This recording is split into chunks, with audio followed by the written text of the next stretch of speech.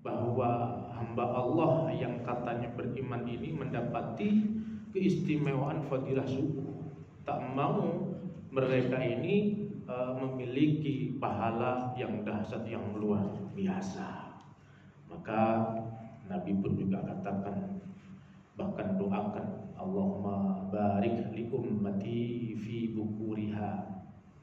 Ya Allah, berikanlah keberkahan, kebaikan-kebaikan, tambahan-tambahan, ziyadatul khair, kebaikan-kebaikan untuk umatku yang berhasil mengalahkan siangnya dengan bangun pagi, diawali dengan menuju masjid untuk beribadah kepada Allah. Maka kita sudah dapat garansi doa dari Nabi Muhammad, Allahumma barik li ummati fi bukuriha. Nah, jamaah subuh yang dirahmati Allah Subhanahu wa taala, maka kemudian Nabi juga katakan ketika berdoa di waktu-waktu subuh itu adalah doa yang masih ada sambungan dengan sepertiga malam, masih ada percikan, masih ada momen min maqamin mustajabah, tempat-tempat atau waktu-waktu yang diijabah oleh Allah. Maka berdoalah kita di pagi hari untuk kebaikan-kebaikan kita selama pagi, siang, sore, nanti bahkan malam. Berdoa untuk kesehatan afiah, berdoa untuk kebaikan kita, rezeki kita, anak, cucu, zuriyah, keturunan kita semuanya. Berdoa mudah-mudahan dijadikan oleh Allah menjadi orang-orang keluarga yang ahlul khair, ahlul almi, ahlul ibadah. Jamaah subuh yang dirahmati Allah Subhanahu wa taala, kemudian juga kita mengetahui bahwa sedekah di waktu-waktu subuh itu ternyata adalah termasuk deretan sedekah yang paling teristimewa, memiliki kedudukan derajat yang paling tinggi. Gitu. Sedekah subuh itu mendekatkan pintu surga. Jamaah subuh yang dirahmati Allah, tema dari kajian subuh kita ini itu adalah bagaimana berdialog dengan Tuhan. Bagaimana, apakah kita mampu dan apakah kita bisa berdialog dengan Tuhan?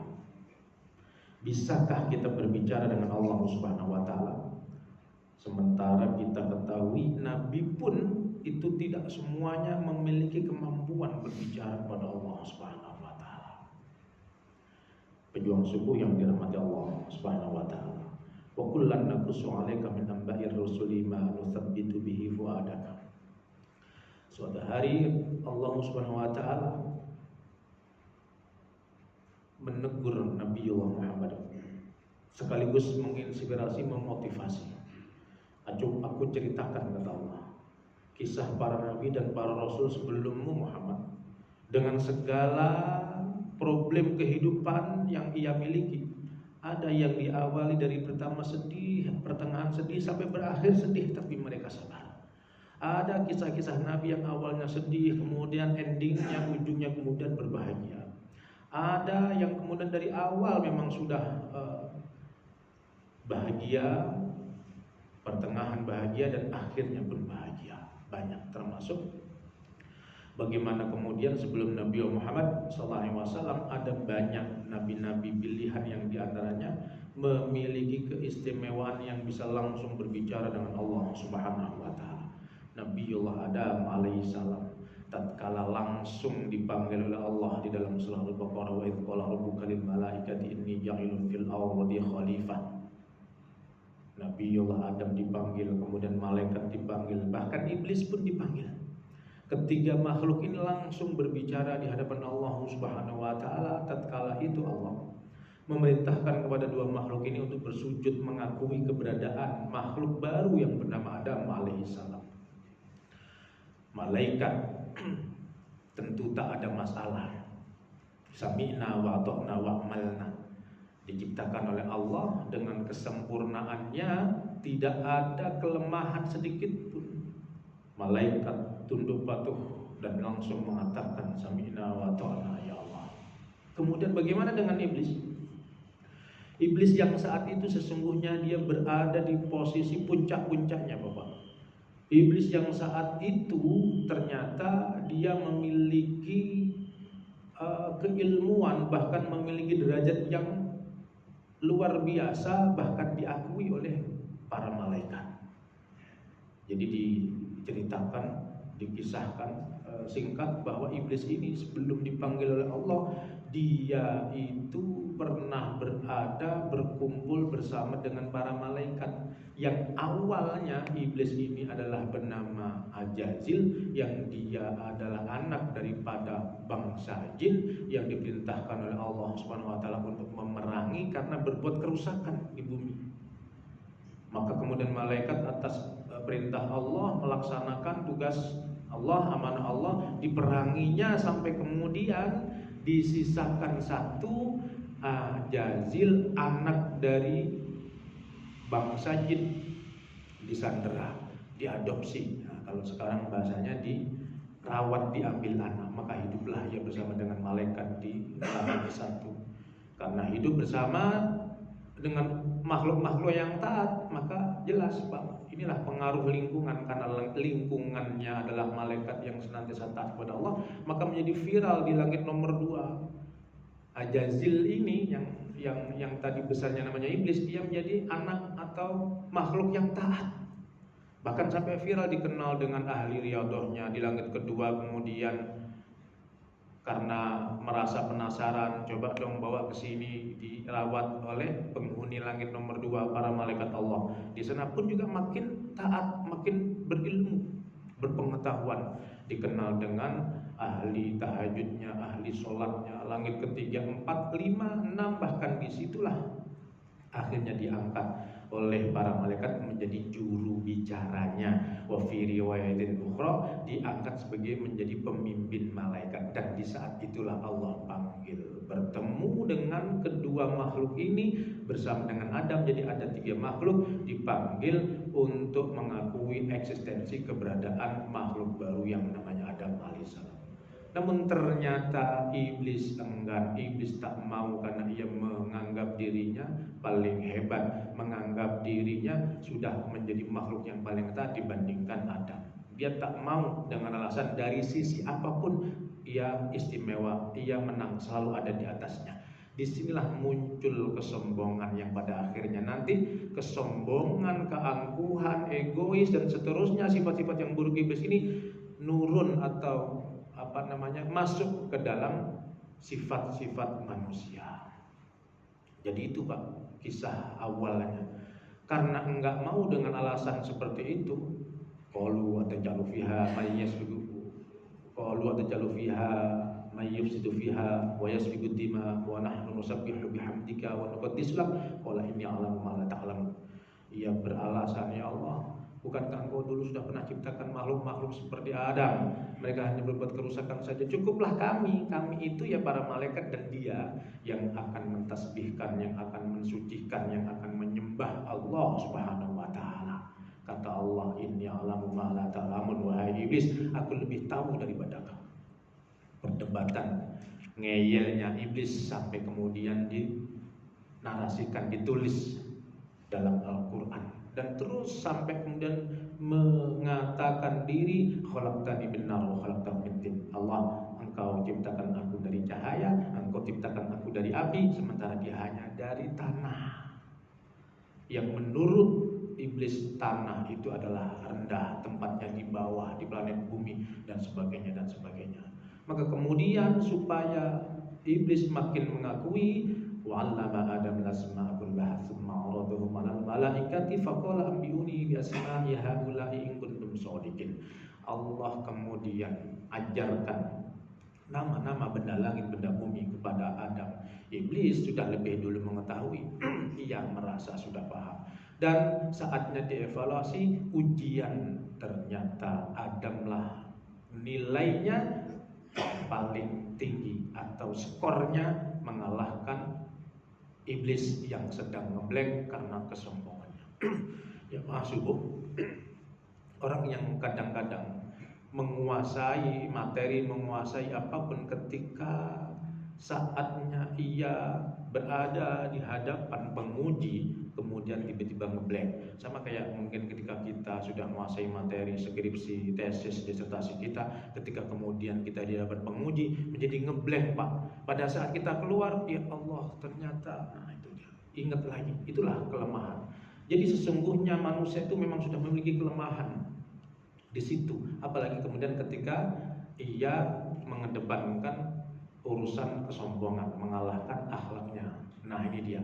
Akhirnya iblis karena dia dengan kesombongannya, ia menjadi makhluk yang rendah, yang lemah di hadapan Adam alaihissalam. Singkat cerita, akhirnya kemudian dialog Allah dengan malaikat, dengan Adam, dengan bangsa jin yang diwakili saat itu oleh iblis terjadi. Dan pada akhirnya Adam alaihissalam menjadi makhluk yang mampu mengalahkan iblis dan menjadi makhluk yang spesial ketika itu. Namun kemudian dalam sejarah itu Adam melakukan kesalahan. Wala taqrabu hadhihi syajarah fatakuna minadh dhalimin. Jadi sudah ada dialog di sana. Ya maksudku yang dirahmati Allah Subhanahu wa taala. Jadi saya ingin menyampaikan bahwa di dalam Al-Qur'an itu banyak sekali ayat-ayat. Ayat-ayat yang di sana menjelaskan mengenai tentang bagaimana Allah berdialog dengan makhluknya. Sekaligus yang sekarang ini menjadi viral, sedikit-sedikit kemudian dibahas, ya. Tapi enggak sadar ketika sudah membahas masalah ketuhanan, sebenarnya mereka dalam hati bahkan dalam realita kenyataan yang mengajak debat kepada orang-orang yang bertuhan Allah Subhanahu wa taala, ternyata mereka justru malah blunder dan kemudian banyak yang mualaf. Bapak Ibu jamaah subuh, kalau Bapak sering melihat sosial media, perdebatan-perdebatan tokoh-tokoh ya dari non muslim dengan tokoh-tokoh Islam yang sampai hari ini masih mereka memperdebatkan konsep ketuhanan dalam pandangan agamanya, kemudian tentang kebenaran Isa dan seterusnya, maka yang mereka punya kemiripan bertauhid itu lebih kemudian banyak mengakui dan menjadi login masuk Islam, Pak. Mungkin di sisi lain Nabi pernah katakan bahwa di akhir zaman nanti Islam itu akan menjadi seperti gula yang akan dikerubuti semut, akan menjadi daging yang dikerubuti atau yang dikejar-kejar oleh binatang pemakan daging, akan seperti buih yang ada di lautan. Kelihatan ketika ombaknya menjulang tinggi ke atas, belum propet kemudian zabadul bahri, buih yang ada di lautan ini menjadi putih semuanya, gagah sekali. Dan mungkin sekarang ini, saat ini, tanda-tanda begitu banyak sekali orang yang login masuk Islam, mungkin karena meyakini dalam hatinya dan semakin menguatkan kepada dirinya dengan peristiwa-peristiwa kejadian nyata yang ada di alam semesta. Termasuk ini konsep ketuhanan dalam pandangan mereka. Ternyata ketika mereka duduk bareng belajar, pada akhirnya kemudian mereka menyerah, berserah dan membenarkan bahwa inna dina indallahil Islam, mengakui bahwa agama memang yang paling benar, bukan yang paling, tapi agama yang benar adalah agama Islam. Yang lainnya mereka justru kemudian mengatakan yang lainnya adalah jalan menuju kebaikan, tak mau lagi menyebut sebagai agama. Ini kalau Bapak sering sekali menyimak perdebatan-perdebatan itu, seperti itu Pak yang terjadi. Dan bahkan ada beberapa kelompok teman yang mereka punya survei berada di beberapa negara. Subhanallah, tidak diekspos saja karena memang teknologi ini dikuasai oleh non muslim Pak. Begitu makin besar makin banyak. Tapi di sisi lain kesadaran umat Islam itu makin akhir zaman makin lemah, susah sekali kompak, susah sekali bersatu. Kalaupun kompak bersatu itu hanya sementara, tak abadi. Nah itu dia, menjadi bahan evaluasi buat kita semuanya, sehingga jangan sampai kita kemudian menjadi kelompok orang-orang yang mudah dipecah belah, menjadi kelompok-kelompok yang gampang tercerai-berai tadi. Jamaah subuh yang dirahmati Allah Subhanahu wa taala. Kembali kepada materi kita, bagaimana berdialog dengan Tuhan. Sementara Allah sudah contohkan di dalam Al-Quran bagaimana Allah berdialog dengan Nabi Ibrahim alaihissalam, yang Nabi Ibrahim diperintahkan untuk menyembelih anaknya. Dan ini diketahui oleh sejarah, bahkan sebelum Islam berkembang pesat. Agama-agama dahulu, agama-agama ahlul kitab mengetahui yang mereka sama-sama menganggap bahwa Ibrahim adalah bapaknya, Ibrahim adalah nabinya. Nabiullah Ibrahim itu mendapat perintah langsung mendapatkan bisikan atau kalimat-kalimat dari Tuhan, dari Allah Subhanahu wa taala. Bagaimana ketika Ismail diperintahkan untuk disembelihnya? Bagaimana ketika Yusuf alaihissalam, inni ra'aitu ahada asyara kawkaban wasyamsa wal qamara ra'aituhum li sajidin, bermimpi melihat bintang, matahari, rembulan, dan diceritakan kepada abahnya, tak boleh diceritakan kepada saudaranya. Itu pun juga dialog dengan Allah. Sang ayah untuk meyakinkan mimpinya benar-benar dari Allah, ternyata juga ada dialog dengan Allah. Begitu dan seterusnya para nabi, para rasul. Lalu kemudian di era kehidupan kita bagaimana? Maka ulama kita, ketika kita ingin berdialog dengan Tuhan, dengan Allah Subhanahu wa taala, maka jangan pernah tinggalkan yang namanya sholat, maka jangan pernah tinggalkan yang namanya doa, maka jangan pernah tinggalkan Al-Quran. 3 ini Bapak.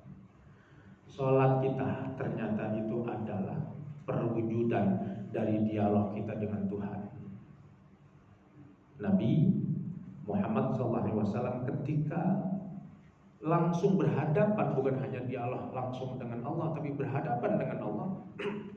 Ketika berisra Mi'raj, Nabi Muhammad disapa oleh Allah, at-tahiyatul mubarakatus shalawatut thayyibatu lillah. Kemudian Allah menyapa, assalamualaikum ayuhan nabi wa rahmatullahi wa barakatuh. Itu salam yang pertama diucapkan oleh Nabi, yang pertama tahiyah yang diabadikan dalam bacaan salat kita. Kemudian di sana ada dialog, dan sampai akhirnya Nabiullah Muhammad diperintahkan dapat amanah sholat yang itu agar disampaikan kepada umatnya. Sekaligus sholat inilah yang nanti akan menjadi tanda. Sholat inilah nanti yang akan menjadi bukti, menjadi saksi, menjadi dalil, menjadi dasar pertemuan Nabi Muhammad dengan umatnya dalam kehidupan akhirat yang disebut dengan syafaatnya. Maka Nabi menganggap begitu pentingnya sholat ini untuk umatnya supaya ada keterikatan yang kuat. Nabi bahkan sampai wanti-wanti di akhir hayatnya, sampai beliau sebutkan, titipkan kepada Sayyidina Ali karamallahu wajhah, menantu sekaligus sepupunya, alaikum bissalah, alaikum bissalah, alaikum bissalah. Itu dia Bapak. Oleh karenanya kenapa kemudian sholat ini menjadi ibadah yang tak boleh lama-lama kita tinggal. Karena memang godaan di dunia ini sebagai orang yang beriman bertakwa kepada Allah sungguh sangat luar biasa, tak pernah berhenti, ditambah misi visinya iblis, setan tadi itu. Kita dibekali oleh Nabi dengan sholat kita. Ketika kita mampu menjaga sholat-sholat ini, maka jelas kita akan melahirkan output pribadi yang solih, pribadi yang soleh, pribadi yang kuat, pribadi yang baik. Karena memang inna sholata tanha 'anil fahsya'i wal munkar. Aqimis sholata li dzikri. Kata Allah, karena kita menjadi hamba yang selalu ingat kepada Allah, yang selalu berkomunikasi dengan Allah. Bahkan Allah dalam hadis qudsi, ketika ini sisi lain fadilah sholat, ketika kita membaca Bismillahirrahmanirrahim, Alhamdulillahirabbil alamin, itu Allah dalam hadis qudsi menyampaikan, aku membagi 2 bagian dalam sholat ini. Aku hadir di sana dan aku mendengarkan apa yang dibaca, apa yang disampaikan oleh hamba, dan aku menjawab langsung. Alhamdulillahirabbil alamin. Allah itu menjawab, hambaku sedang memujiku. Ar-Rahmanir Rahim, hambaku sedang memberikan apresiasi, memberikan pernyataan bersyukur, mengatakan aku sebagai Tuhan yang Maha Pengasih, Maha Pemurah, Maha Penyayang. Maliki yaumiddin, terus dibalas oleh Allah sampai ihdinas siratal mustaqim, ya Allah tunjukkanlah kami jalan yang lurus. Allah langsung ijabah doa itu. Allah langsung berikan keberkahan, hidayah, rahmatnya. Maka kita nggak boleh buru-buru ketika sholat menyelesaikan baca Fatihah. Oleh karenanya mengapa Fatihah ini menjadi rukun? Bahkan ketika kita berjamaah pun, walaupun itu sah, dalam kaidah fikih bacaan Fatihah itu lebih utama dibaca oleh makmumnya. Bahkan kemudian yang lain mengatakan tetap harus dibaca karena itu rukun. Rukun itu sesuatu yang harus dikerjakan. Sama seperti misalkan Bapak sedang melamar pekerjaan, syarat-syaratnya, CV-nya sudah dibuat, pengalaman-pengalaman sudah disampaikan. Nah, begitu sudah diterima, apa yang harus Bapak kerjakan? Besok harus mulai bekerja dari jam 8 sampai jam 5 misalkan. Dan itu peraturan SOP perusahaan. Ketika kita sudah login, sudah mengatakan sebagai Islam, Muslim, ya maka kewajiban kita, rukun kita sebagai Islam itu harus dikerjakan, sholat dan yang lainnya. Begitu Bapak. Nah, ketika kita dalam sholat tadi membaca Al-Fatihah, itu kita langsung jawaban, langsung dialog dengan Allah, dijawab oleh Allah Subhanahu wa Ta'ala. Bahkan kemudian ketika lafaz amin, bukan hanya Allah yang kemudian mendengarkan ud'uni astajib lakum, tapi malaikat Allah mengamini doa-doa kita. Jadi sebenarnya kalau kita tahu fadilahnya sholat, tujuan sholat, hikmah sholat, begitu nikmat sekali Pak. Kita mengerti, mengetahui keilmuan tentang sholat, kita menjadi bangga, kita menjadi bahagia. Jadi nggak sekedar sholat selesai, tidak. Ternyata sholat itu adalah penyerahan diri kita kepada Allah, pembuktian penghambaan diri kita kepada Allah Subhanahu wa Ta'ala, sekaligus amanah Nabi Muhammad supaya kita memegang terus. Di sesi lalu saya sampaikan, bahkan di sosial media juga disebutkan, kalau kita itu nggak bisa menjalani rukun Islam Pak, ibarat agama yang kita pegang itu adalah gelas atau apapun, handphone misalkan, ini agama. Kalau kita nggak bisa haji, nggak bisa kadang-kadang nggak puasa, nggak zakat, nggak ada masalah sebenarnya, walaupun dosa masih. Tapi sebutan Islam kita artinya nggak ada masalah, masih ada. Tapi kalau sholat yang diilustrasikan di jari telunjuk ini dilepas, maka agama kita hilang. Nah itu dia. Maka Nabi selalu berpesan, sholat, sholat, sholat. Ulama yang mengatakan seburuk apapun, sesibuk apapun, jangan tinggalkan sholat. Karena memang ternyata sholat ini menjadi pos pertama, ibadah pertama yang akan ditanyai sebelum kita memasuki kehidupan akhirat. Awwalu ma yuhasabu yaumal qiyamati as-sholat. Itu dia. Maka jamaah yang dirahmati Allah, menjawab subuh yang dirahmati Allah Subhanahu wa Ta'ala, kita bersyukur, alhamdulillah mampu insyaallah menjaga sholat kita dengan baik. Itulah modal. Setidaknya kita punya kepercayaan diri Bapak. Ketika kita mempertahankan ini bi husnil khatimah, insyaallah kita akhir kematian kita dalam keadaan tetap Islam, tetap iman. Amin Allahumma amin. Dan insya Allah Pak, kita harus yakin bahwa sholat-sholat yang kita jaga ini nanti akan menjaga kita, mulai dari kematian kita, beradanya kita di alam kubur, sampai kita dikawal, didampingi di akhirat nanti.